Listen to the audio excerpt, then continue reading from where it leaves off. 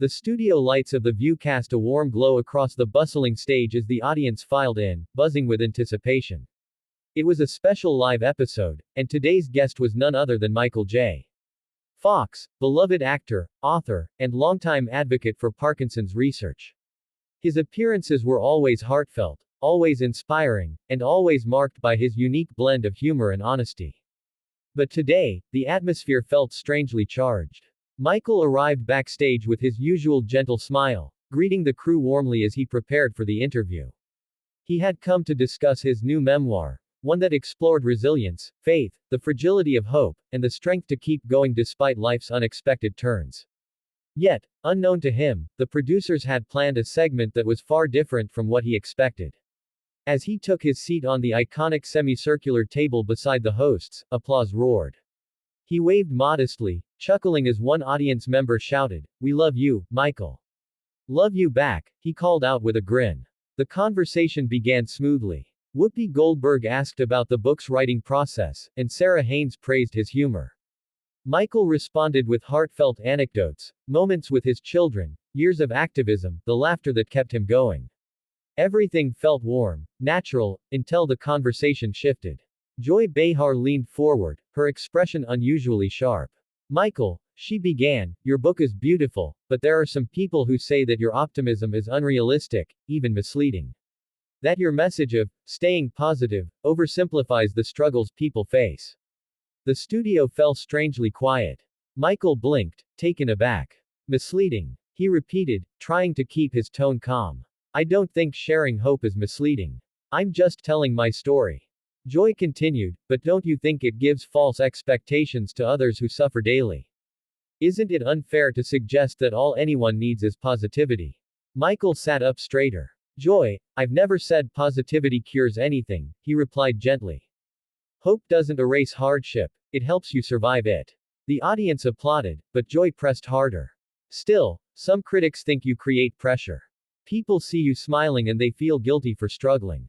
Is that responsible messaging?" Something shifted in Michael's expression. Not anger, hurt, perhaps. Frustration. He had spent years advocating, raising millions for research, speaking openly about pain, vulnerability, and the darkest days of his diagnosis. And now, live on air, he felt reduced to a symbol being misinterpreted. "Joy," he said slowly, "I talk about the hard days all the time. I've never sugar-coated anything." Joy opened her mouth to respond, but Michael continued, his voice clearer, firmer than before. "You don't know what it's like to wake up some mornings and wonder if your body will let you stand.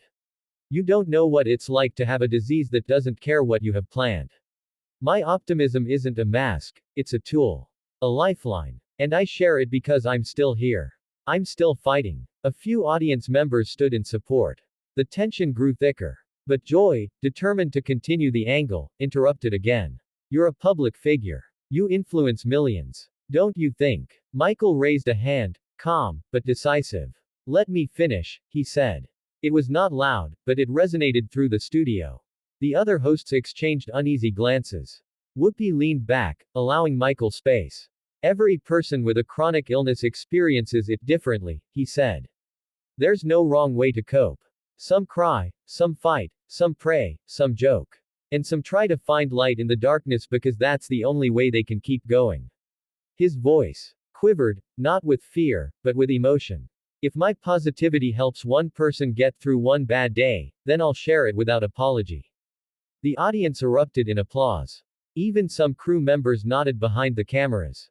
Joy folded her arms. "I'm just asking questions. And I'm answering them," Michael replied. "But don't imply that my hope somehow hurts people. You don't know what hope costs me some days." Silence. Heavy. Real. Whoopi finally interjected, her tone diplomatic. "I think what Michael is saying is that everyone copes in their own way. And telling his truth doesn't invalidate anyone else's." Michael nodded gratefully. But Joy wasn't done. "So you're saying critics are wrong?" Michael finally let his frustration show, but it wasn't explosive anger. It was the firm, passionate intensity of someone defending not just himself, but millions of others who struggle silently. "I'm saying critics are criticizing something they don't understand," he said. "They see the smile but not the hours of pain behind it. They see the optimism but not the work it takes to get there. He leaned forward, eyes locked on Joy's. And if someone out there feels guilty because they're struggling, the answer isn't to silence hope, the answer is to remind them that struggle is normal. And so is fighting back. The audience cheered louder than ever. Joy's expression softened, not completely, but enough to signal she was done pushing. Perhaps she realized how deeply personal the conversation had become. Michael sat back, exhaling. Sarah gently redirected the conversation. Michael, can you tell us about the moment that inspired the final chapter of your memoir? Grateful for the shift, Michael smiled again, the soft, steady smile his fans recognized. Sure, he said. It was the day I realized that even when life feels impossible, there's still kindness. Still love. Still small moments worth showing up for. He spoke for several minutes about resilience, family, the way his foundation had grown, and the gratitude he carried every day. By the time he finished, the entire audience was on their feet. Even Joy offered a quiet nod. As the segment ended, Michael thanked the hosts and waved to the crowd. He wasn't angry anymore. He had spoken his truth, stood his ground, and reminded everyone, on live television, that hope is not weakness. It is courage.